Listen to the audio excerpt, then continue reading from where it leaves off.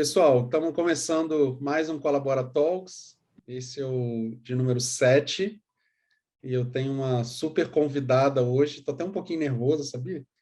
Porque gente boa assim, a gente fica um pouquinho nervoso para bater um papo. Mas vai fluir super bem. Renata, super obrigado por ter aceitado o convite. Tenho certeza que o papo vai ser ótimo. E já eu falo uma pequena apresentação sua, mas super obrigado. Obrigada, Bruno. Eu sempre gosto de falar com você, eu acho que sempre flui, a gente acaba, até perde a pauta, né? Vai além, mas sempre muito bom. Obrigada.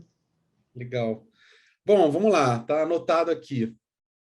Renata, graduada em administração pela FGV, com pós em psicologia positiva pela PUC do Rio Grande do Sul e especialização em estudos da felicidade na Happiness Studies Academy, e atualmente é palestrante, diretora e consultora da própria empresa, da Reconnect Happiness at Work, e professora convidada do MBA, é ISEC que fala? ISEC, né? Isso, Lisboa.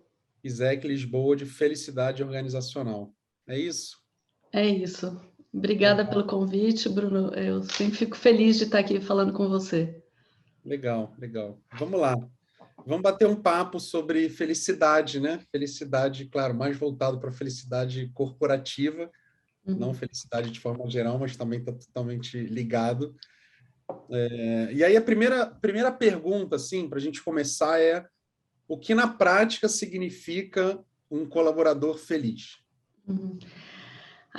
Eu acho que ainda é um grande mito, né, esse tema. As empresas por muito tempo acreditaram que era dar benefícios para o colaborador ser feliz, né? Então, algumas pensaram, tem que ser um ambiente colorido, tem que ser um ambiente aberto, né? Festas para o colaborador, brindes, e no final as pessoas continuavam infelizes, né? Reclamando muitas vezes e até com índices de saúde mental piorando, né? Ansiedade, burnout, depressão.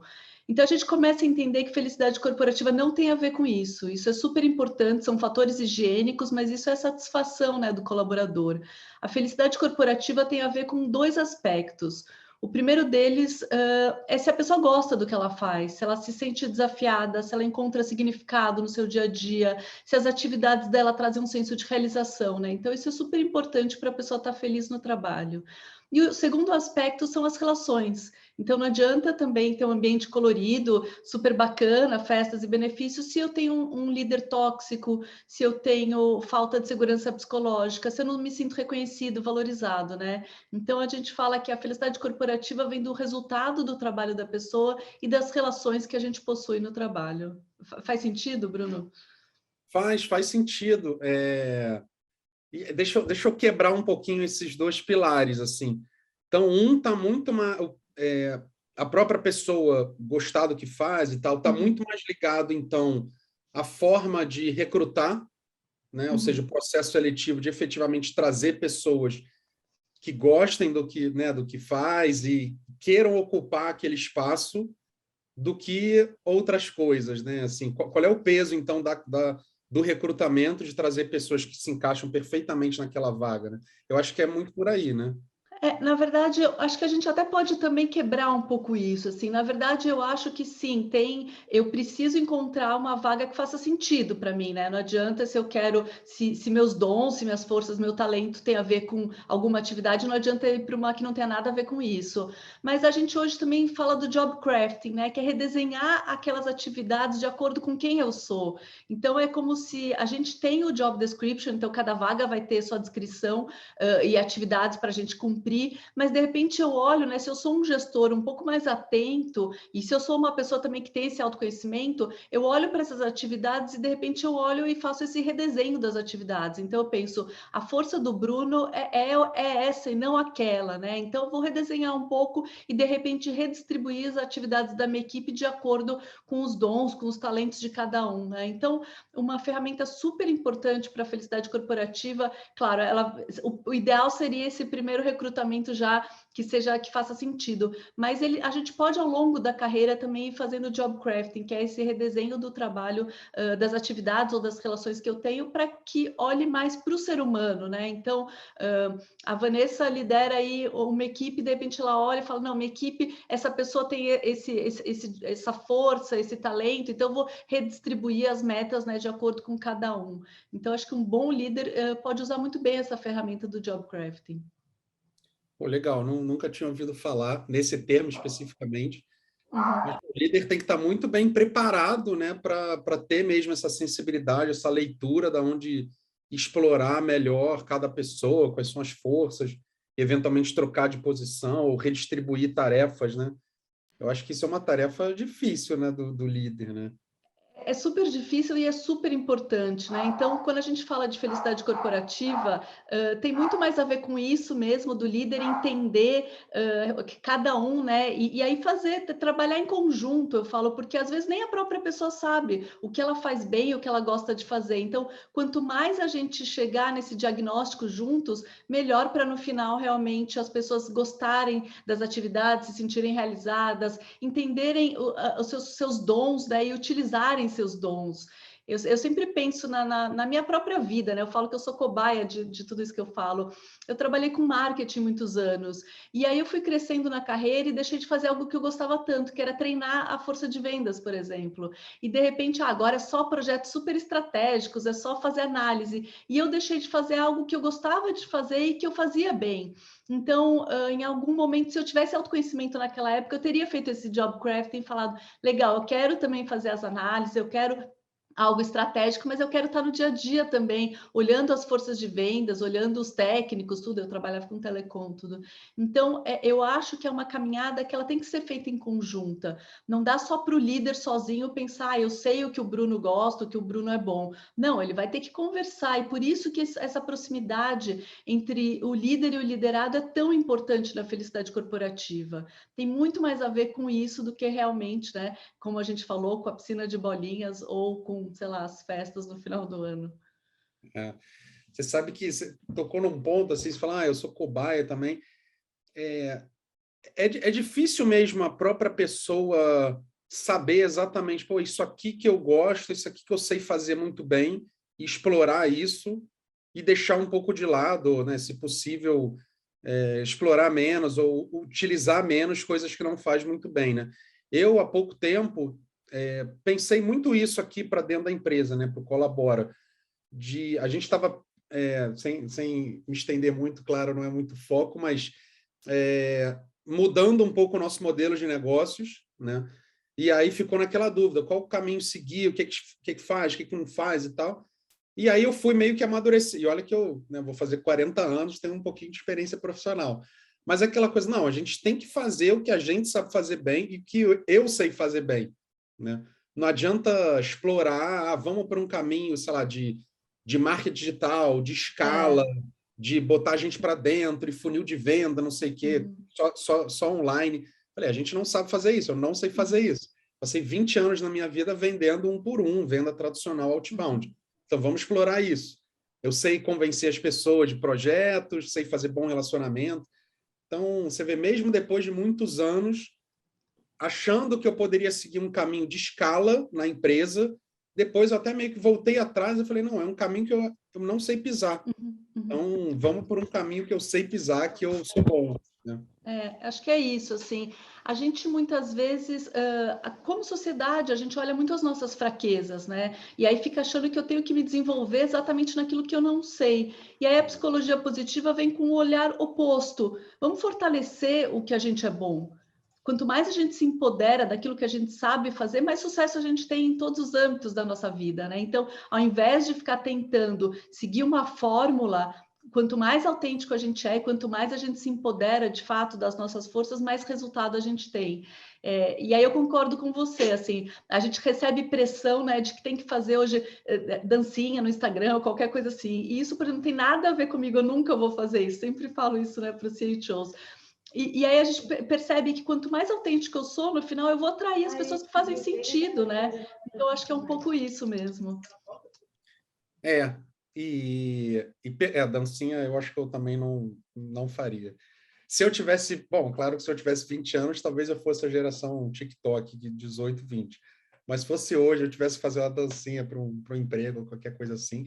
E o pessoal eu fiquei sabendo também que o pessoal da Amazon estava reclamando disso, né? Não sei se eu não li exatamente, mas que eles eram meio obrigados a fazer dancinha para ir para o TikTok, para ir para as redes sociais. Ah, estamos entregando mais uma embalagem e tal. E aí tinham que fazer dancinha e as pessoas estavam reclamando disso. Imagina você ser meio obrigado a fazer dancinha. Isso é infelicidade no trabalho, né? Você fazer o que você não gosta, enfim, eu acho que esse é exatamente isso, né? As pessoas, de fato, a gente deveria entender, e o líder, quanto mais ele entender isso, e a empresa, né, de forma mais sistêmica, entender que se as pessoas gostam do que elas fazem, se elas estão usando os dons delas, as paixões, os talentos, as forças, elas vão produzir mais, né? É só pensar o que você acabou de falar, quando você faz o que você é bom, que é se relacionar, tudo, você gera mais resultado. Então, a gente tem que mudar esse olhar de que felicidade corporativa, primeiro que é mimimi ou é algo superficial,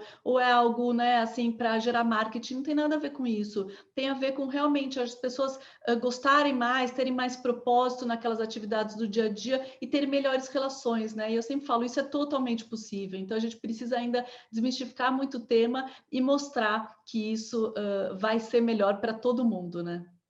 Sim. E aí, voltando no teu outro ponto, não esqueci também o outro pilar, eu tendo a achar que a piscina de bolinha, o puff, a parede colorida, não sei o quê, acabam sendo muito mais explorados, talvez pela facilidade, né?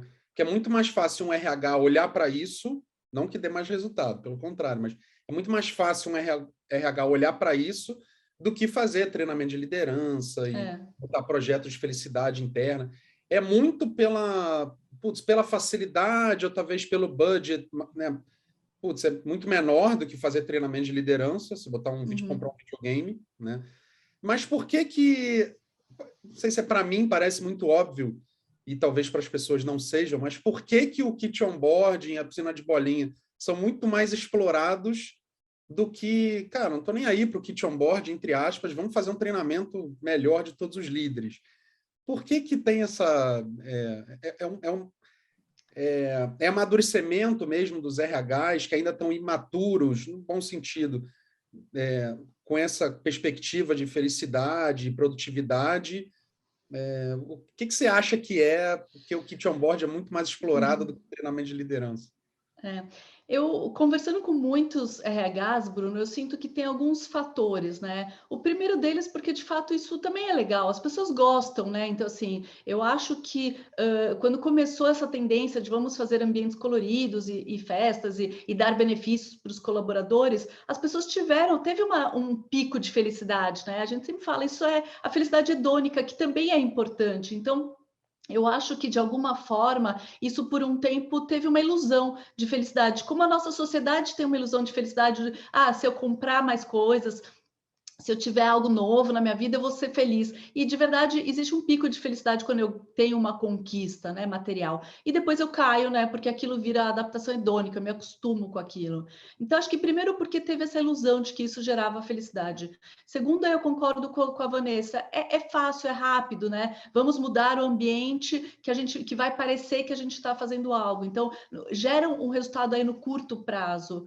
E eu acho que, por fim, o principal fator é que isso é onde o RH tem controle, de fato. É muito mais fácil o RH garantir um programa de saúde, de bem-estar, né, ter um ambiente colorido, fazer a festa, ter um kit de onboarding. Isso o RH tem controle, é só ele realmente se planejar e fazer. Agora, como é que o RH vai se comprometer a que todos os líderes reconheçam sua equipe, a que todos os líderes façam job crafting? É realmente uma mudança muito grande, e aí não depende só da RH. É preciso que, por exemplo, a alta liderança esteja engajada nessa mudança, porque senão o RH não vai conseguir fazer sozinho, né? Então, a gente forma vários CHOs, a Vanessa é uma CHO. Como é que essa pessoa, por exemplo, vai conseguir fazer uma transformação numa empresa, às vezes gigante, né? 10 mil colaboradores, 5 mil. Então, eu sinto que muitas vezes essa falta de controle do RH faz eles irem para muitas vezes opções mais óbvias, né?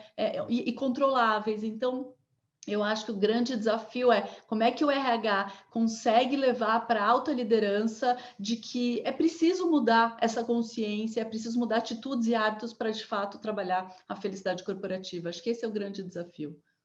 Legal. O Carlos colocou aqui, a transformação é uma jornada, leva muitas vezes alguns anos, né? Perfeito, Carlos. E outro dia eu fui levar até uma proposta para uma empresa, eu tenho um programa de liderança positiva de 3 meses, né?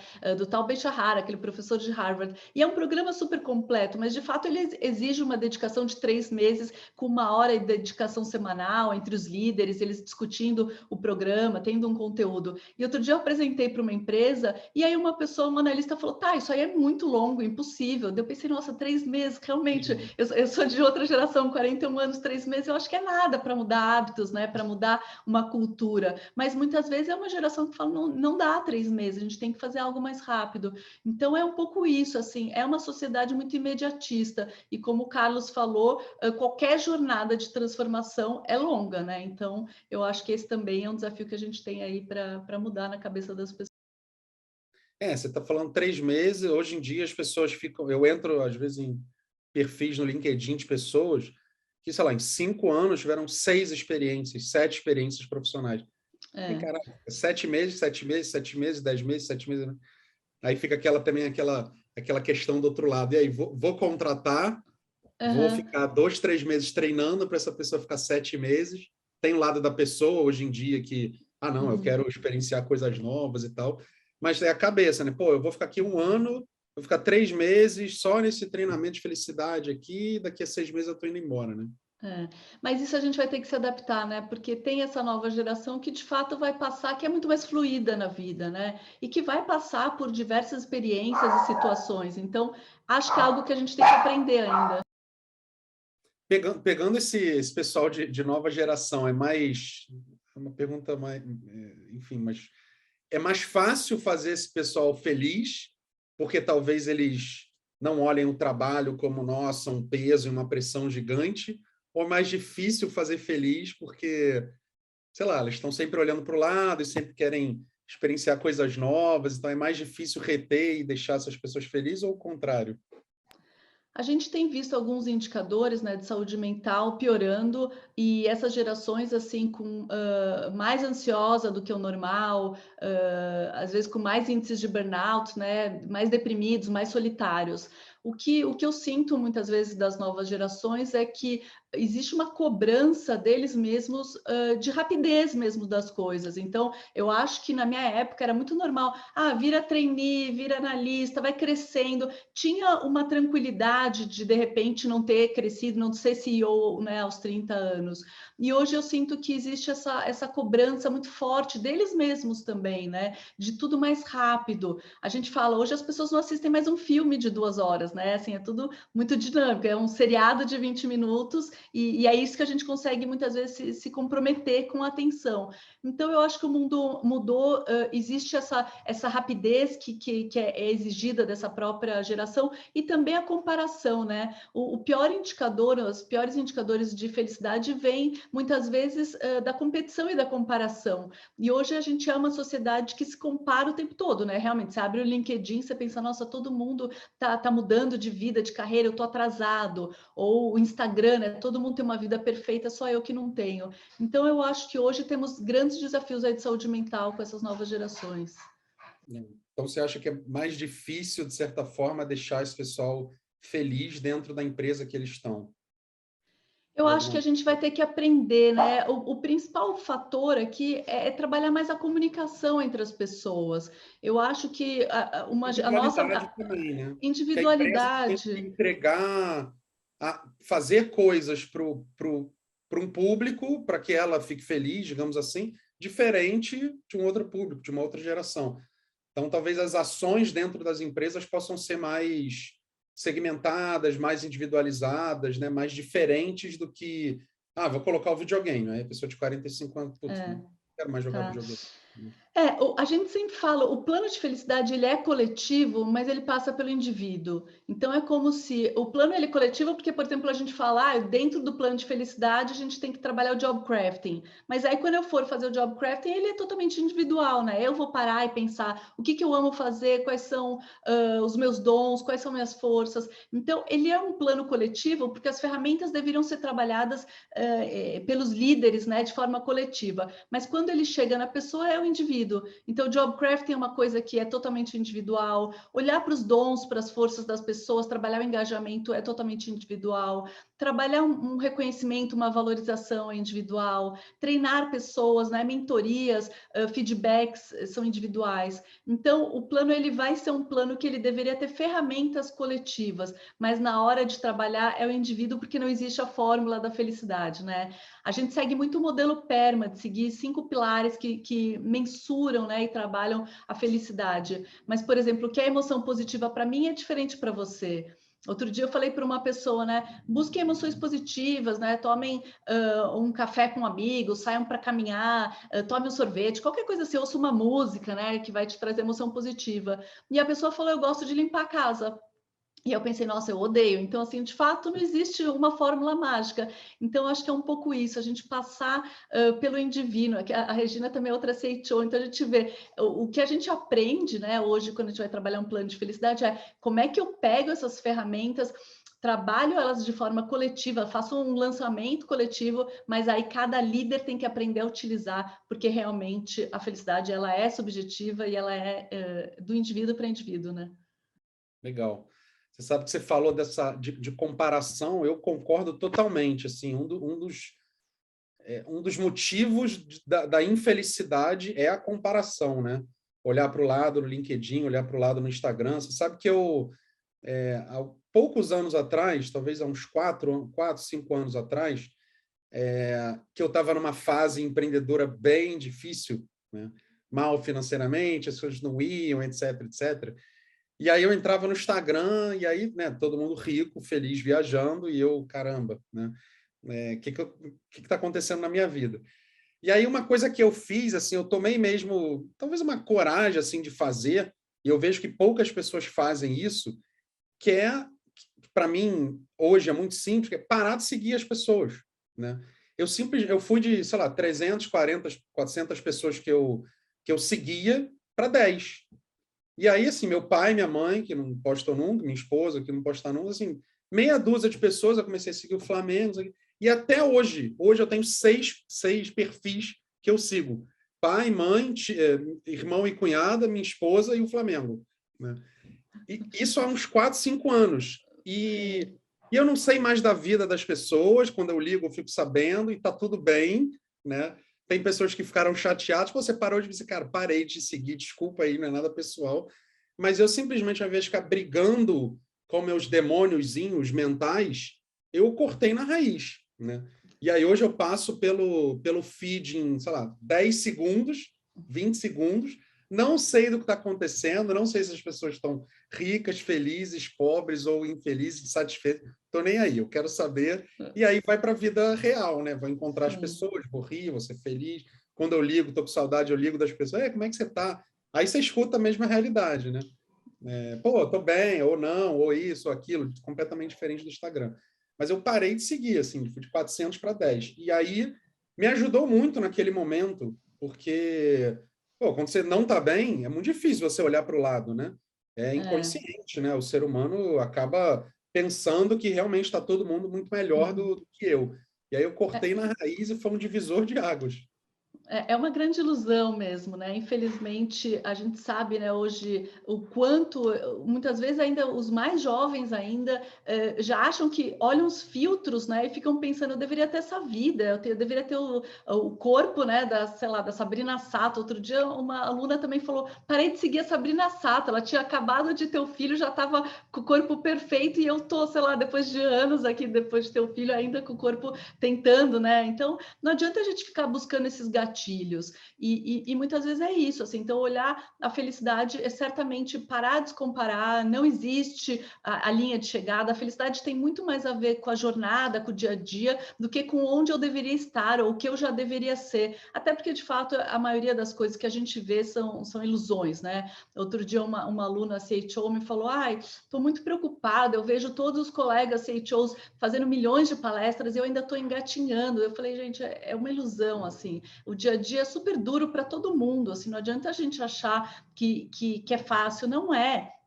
Fazer uma transição de carreira, começar um nome, construir uma marca pessoal, não tem milagre, gente. É muito trabalho, é dia a dia, e é isso, e aproveitar a jornada. Porque se eu ficar esperando o que eu tenho que ter para ser feliz, né, na minha carreira ou na vida pessoal, enfim, eu vou entrar nesse mito da felicidade, que é o dia que eu tiver algo, eu vou ser feliz. E aí eu consigo aquilo e percebo que eu continuo numa busca incessante, né? Então a gente tem que entender que felicidade tem muito mais a ver com uma vida com significado do que realmente essas conquistas e buscas que a gente acha que vão fazer a gente feliz.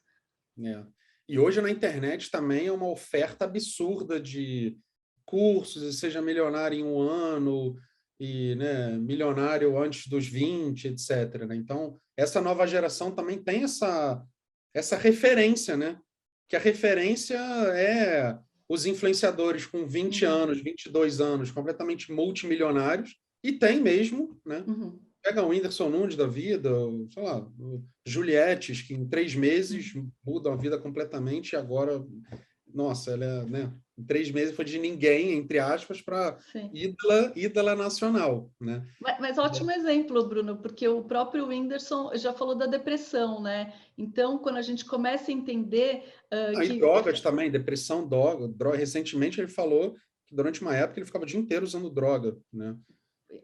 E aí a gente começa a entender que felicidade não vai vir de milhões de seguidores, né? Quando a gente realmente estuda mais profundamente a felicidade, a gente entende que tem muito mais a ver com ter um grupo de apoio na vida, né? E aí não precisa ter milhões de seguidores para ter 2, 3 amigos como você, os 6 que você segue.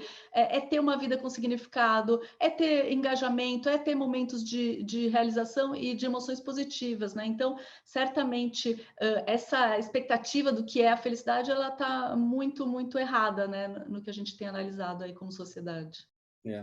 E eu acho que e saindo um pouquinho também do lado corporativo, claro, mas esse assunto vai longe, né? Teve um dia que eu estava rolando, assim, acho que não sei se é o Reels ou aquele short lá do YouTube, sei lá, qualquer coisa assim, e aí apareceu um vídeo, um podcast, um corte, né? Acho que é um garoto, sei lá, de 13 anos, né? Depois eu cliquei em cima para ver, cara, quem é esse moleque, né? De 12, 13 anos.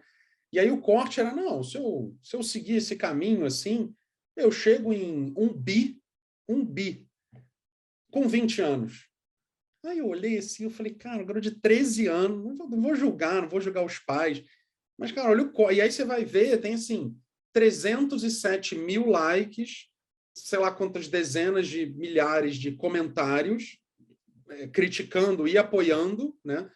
Porque a gente tem que ensinar os nossos filhos mesmo a olhar para o dinheiro e pensar no dinheiro. Mas o garoto, sei lá, de 12, 13 anos, falando em um bi com 20 anos. Vai ficar uma mentira, né? Ele não vai ser bilionário com 20 anos. Mas só de falar isso, e aí tem outros jovens de 10, 12, 15 anos que estão, de certa forma, longe dos pais dentro de casa, porque os pais trabalham o tempo todo, vem com esse chip, né? Não, é dinheiro. Nossa, o cara vai conseguir 1 bilhão com 20 anos e quem sou eu? Eu estou brincando de Playmobil aqui do... Quem é mais velho vai... Talvez os novos não saibam o que é Playmobil e comandos em ação. Mas eu estou aqui brincando de Playmobil e comandos em ação, ou jogando qualquer coisinha, e o cara está pensando em 1 bi com 20 anos. Então, acho que é uma dificuldade mesmo, né? Porque na internet é muito fácil ser milionário em 3 meses, né? São ilusões que a gente, como sociedade, infelizmente, vem trazendo, né, e seguindo, e no final a gente entende que isso não traz a felicidade que a gente fala de uma vida com mais autorrealização, né, e significado. Isso traz a adaptação hedônica, como eu falei, o pico de felicidade, né, conquistei algo que eu queria, eu fico feliz por um tempo e depois caio, me acostumo com aquilo, quero mais e mais e mais, né, e a gente fica nesse ciclo, numa busca incessante por uma ilusão, por algo que eu acho que vai me fazer feliz. Eu vi um documentário esses dias, já tinha visto uma parte, mas eu vi ele inteiro esses dias, que chama Happy, e ele mostra várias áreas do mundo, várias regiões, falando de felicidade, né? E em quase todos a gente percebe que no final tem muito mais a ver com as pessoas na nossa vida, com como é que eu realmente, quanto eu ajudo o mundo, quanto eu tenho impacto positivo, do que realmente com a Bolsa Chanel, né? Que a gente tanto busca como sociedade para ser feliz. Então, no trabalho é exatamente a mesma coisa. A gente, como empresa, muitas vezes fala isso: aumenta o benefício, dá um kit de onboarding mais legal, faz realmente e aí as pessoas ainda continuam sem gostar do trabalho, sem ter relações positivas, né? Um líder tóxico. Então, é isso que a gente tem que desmistificar como sociedade no geral, e obviamente que no trabalho é só seguir a mesma linha, né? A gente aqui, talvez a sociedade ocidental, acredita que a felicidade vai vir do status, do poder e do luxo, e a gente percebe que no final isso pode te trazer um pico de felicidade, mas não uma felicidade tão permanente, né? Então tem muito para a gente realmente falar, desmistificar e continuar pregando, porque é uma mudança de consciência, talvez, né, da nossa sociedade, que precisa acontecer. E a nova geração mesmo tá, né, a gente tem que tomar muito cuidado com as pequenas frustrações ao longo desse tempo todo, que vai chegar lá no ambiente de trabalho, vai continuar tendo essas frustrações, até mais pesadas do que não conseguiu jogar o videogame de tarde, e aí isso pode aumentar a probabilidade de ter, né, crises de ansiedade, depressão ou burnout, etc., né? Ou seja, as expectativas não estão sendo atendidas, e aí tem as crises de pânico, ansiedade, depressão, né? A gente tem muito para aprender com as novas gerações, porque eles questionam, eles querem mais verdade, eles querem comunicação, diálogo, eles querem melhorar o mundo, né? Então, eu sinto que eles vieram quebrar também um status quo que a gente aqui, eu 41, você aí quase 40, falou, alguns aqui devem ter mais ou menos essa idade também, a gente foi uma geração que achava que tinha que trabalhar a qualquer custo, né? Doente, ser workaholic, e a gente, como a gente falou, a gente tinha orgulho de falar isso, né? Então alguém te perguntava como você tá, tô super corrido, não paro um minuto, como se isso fosse maravilhoso. E a gente foi adoecendo, né? E a gente agora vê os índices realmente muito ruins de saúde mental. Então é preciso mudar isso, é preciso parar de romantizar esse workaholic, né? Então viver sem parar de trabalhar. Essas novas gerações falam, o que é importante, o que é felicidade para essas gerações? Tem a ver com se desenvolver, tem a ver com qualidade de vida, com flexibilidade. Então, eu acho que eles trazem esse olhar muito bom. Eu dei aula outro dia na UFRJ e uma aluna falou, eu acho super cafona trabalhar, ser workaholic. E eu pensei, nossa, que maravilhoso, porque a gente falava com muito orgulho. Nossa, eu trabalho muito, né? O que você está fazendo? Estou trabalhando até tarde. E aí a gente achou que é uma sociedade que não pode parar. E a gente começa a entender que esse não parar, ele, além de ser, obviamente, muito prejudicial para a minha saúde mental, ele me deixa menos produtiva também. Então, tem vários estudos mostrando que pessoas que fazem pausas entre uma reunião e outra, né, pausa de 5, 10 minutos, pessoas que tiram férias, elas são mais produtivas, são mais criativas, inovadoras. Então, esse é outro mito que a gente tem que olhar, de que não posso parar um minuto e que eu tenho que produzir 24 horas, porque isso é péssimo, né? Então, acho que a gente tem muito para aprender também com essas gerações que questionam isso. Sim, sim. Voltando para o corporativo, eu acabei saindo um pouquinho, indo para o pessoal, mas, bom, tem hoje os Chief Happiness Officers que estão surgindo e crescendo, mas você entende que o melhor cenário é esse profissional, esse tema, estar dentro do RH mesmo, né? Eu tenho, sei lá, o RH e tem a felicidade do colaborador, claro que andam juntos, mas é o RH que pega essa pauta. O que você entende que seria o melhor organograma, digamos assim, para esse tema dentro das empresas? Eu acho que é uma responsabilidade compartilhada, né? O Chief Happiness Officer não é um super-herói, estou vendo duas aqui, a Vanessa e a Regina, né? Não dá para fazer tudo, mas ele vai ser a pessoa normalmente que traz a estratégia, que traz o diagnóstico, que tenta juntar pessoas para montar o plano. Ele é o gestor do projeto, né? O tema da felicidade, hoje, na maioria das empresas, ele é um projeto. Então, o ideal seria, de fato, o Chief Happiness Officer ser uma vaga.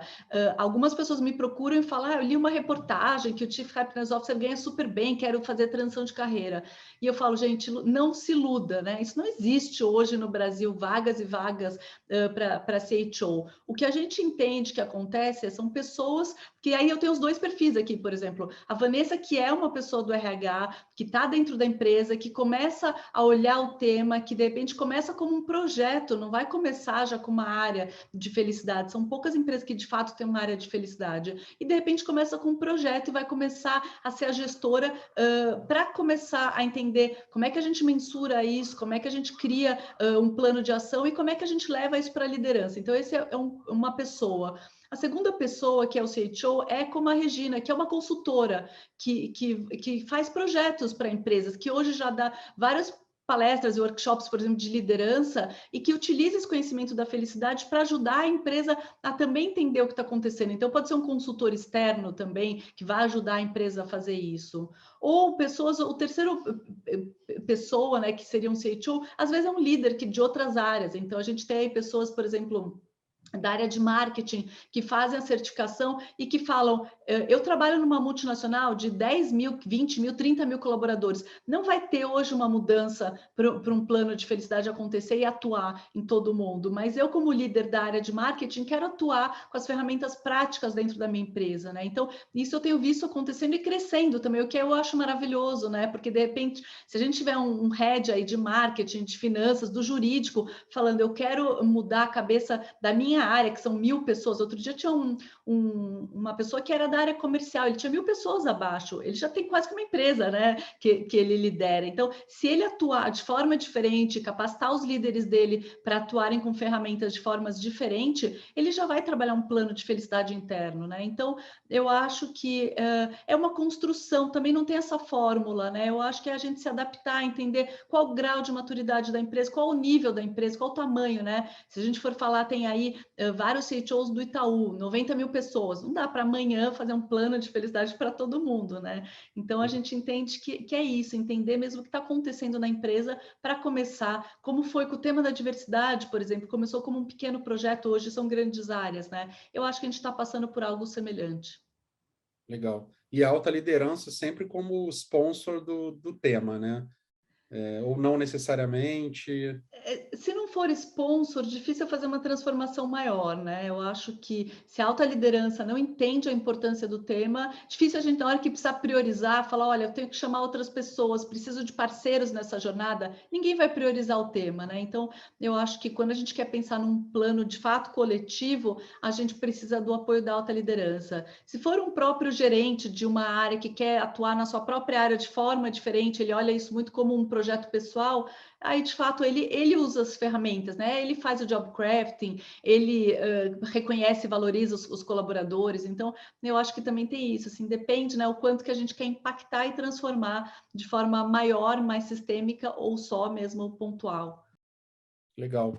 Você sabe que no Colabora Talks 1, né, que eu conversei com um médico sobre burnout, eu fiz uma pergunta para ele de qual é mais ou menos o peso, não responsabilidade, mas assim, o peso entre a própria pessoa não administrar bem o estresse e tal, versus o que a empresa proporciona, né? E ele respondeu 60% a pessoa responsável por ela ter tido ou ela ter, né, o burnout, versus 40% da empresa. Pegando mesmo a mesma pergunta assim de peso, olhando para a felicidade do colaborador na ponta, distribui aí o peso entre a própria pessoa, porque a própria pessoa tem que, óbvio, né? Ela tem um peso, né? É aquilo que você comentou. Às vezes não adianta dar, é benefício, benefício, benefício, a própria pessoa não entende que aquilo ali vai torná-la mais feliz ou aquilo ali é o que ela quer, né? Então tem a própria pessoa, tem o líder e tem o esforço da empresa, né? É um terço, a sua resposta mais imparcial possível para não Uhum. gerar haters, ou tem um peso mais ou menos aí desses três pratinhos?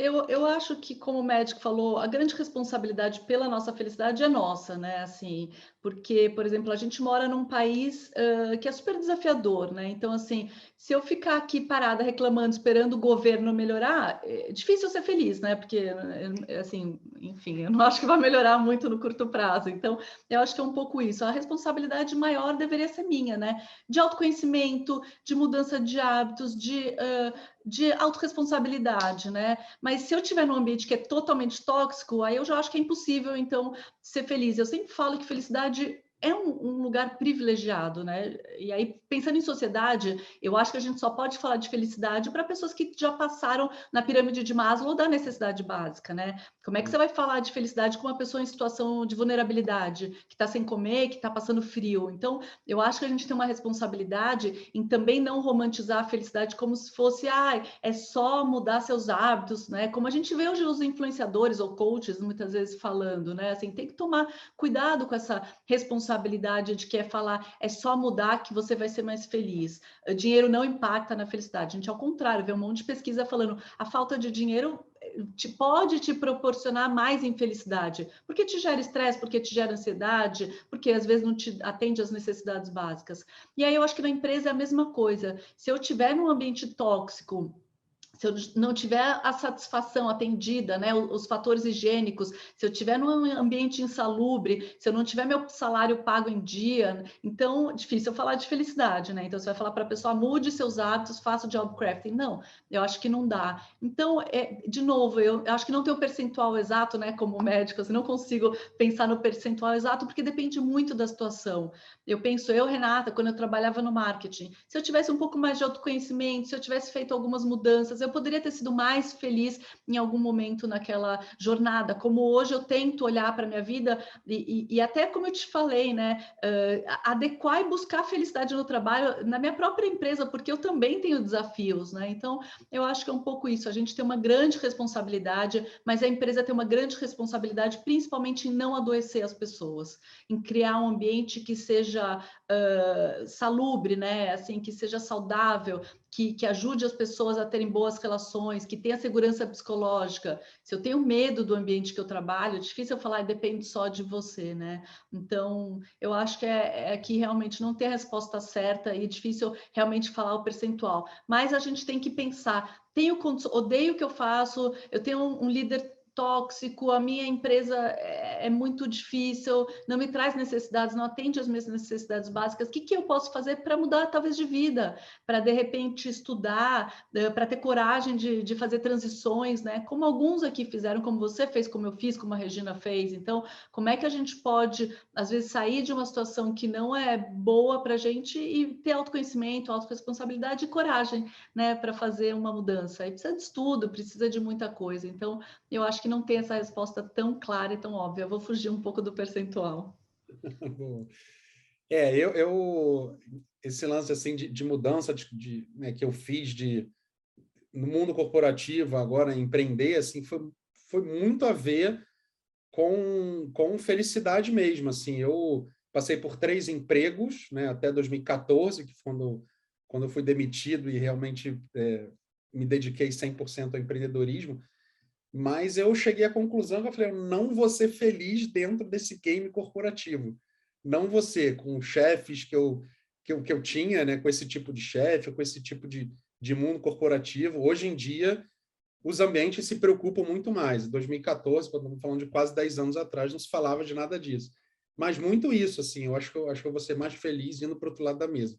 Apesar de todas as dificuldades, óbvio que tem, né, e continua tendo, mas partiu muito da felicidade do encontro com uma realização profissional, que eu tinha quase certeza absoluta que eu não teria se eu continuasse. Eu poderia hoje ser, sei lá, ser diretor de uma empresa, provavelmente muito infeliz, porque né, estar do outro lado, para mim, não me trazia e provavelmente não me traria hoje em dia felicidade, né? Mas, assim, a gente está caminhando para o fim. Nossa, voou o tempo. Vamos, assim, eu queria que você, tipo, talvez, vou fazer uma pergunta e depois talvez uma dica final, porque, assim, os RHs, né, vou falar RHs porque Normalmente esse tema está mais no RH, que é a área que cuida de pessoas, né? Eu sinto que eu tenho falado assim que o RH está tomando uma proporção e uma responsabilidade muito além, muito mais rápida do que pode entregar. Hoje é basicamente tudo RH, né? 1 milhão de assuntos, 1 milhão de ferramentas para RH, 1 milhão de demandas, e esses profissionais não dão conta, não adianta. É o que a gente estava falando, aí é mais fácil fazer a piscina de bolinha, porque é uma execução rápida, barata, fácil, e aí, de certa forma, vai agradar ali as pessoas. Mas olhando para um RH que realmente queira fazer uma diferença, né?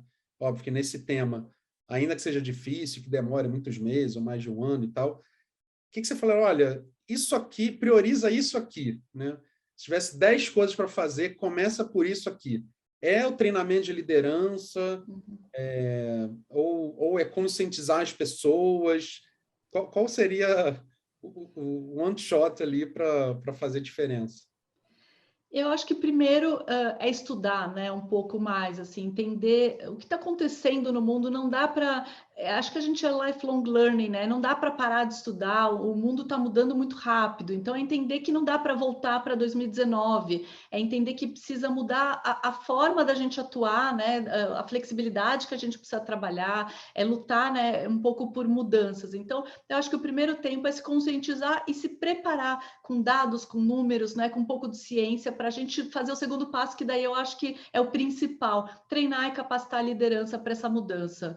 Porque o líder também está sofrendo, o líder também não é um super-herói, o líder também tem suas vulnerabilidades, e o líder precisa de repertório para saber lidar. Ninguém aprendeu a lidar, a fazer gestão à distância. A gente teve que correr para fazer, mas a gente não tem, às vezes, repertório, a gente não tem empatia, a gente não consegue realmente utilizar ferramentas para criar segurança psicológica. Então, eu acho que capacitar a liderança é o principal, porque, de fato, o RH sozinho não vai fazer uma transformação. Quem está no dia a dia, com o analista, com o estagiário, né, com a equipe, de fato, são os líderes. E, principalmente, eu acho que essa camada do meio da liderança, que está sendo cobrada por cima, que está sendo cobrada de baixo, né? E que ela precisa, de fato, que são bons técnicos, bons batedores de meta e que precisam de repertório, né, para lidar com pessoas de uma nova forma, né? De um olhar mais empático, de um olhar mais humano. Eu acho que a gente voltar a ser humano, então acho que precisamos reaprender isso, que hoje as telas roubaram um pouco da nossa humanidade. E eu acho que esse é o principal ponto para o RH colocar como prioridade total aí nos próximos anos. Legal. E para finalizar, falei a dica para o RH, você também que tenta e se esforça o tempo inteiro em manter uma vida equilibrada e feliz, né? Fez imersões e tal. Agora, foi a dica para o RH, agora a dica para o indivíduo. O que você acha que a pessoa pode fazer? Ou, putz, pensa nisso. Assim como a minha dica é pare de seguir 400 pessoas no Instagram, eu acho que você vai ser 1% mais feliz. O que você falaria para o indivíduo, assim, para ser uma pessoa mais equilibrada, mais feliz, etc? Acho que primeiro também, de novo, o autoconhecimento, né? Não tem como ser feliz se eu não sei quem eu sou. Então, essa é o básico do básico, e eu acho que todo mundo aqui tem essa busca de não dar para a gente não olhar para dentro, né?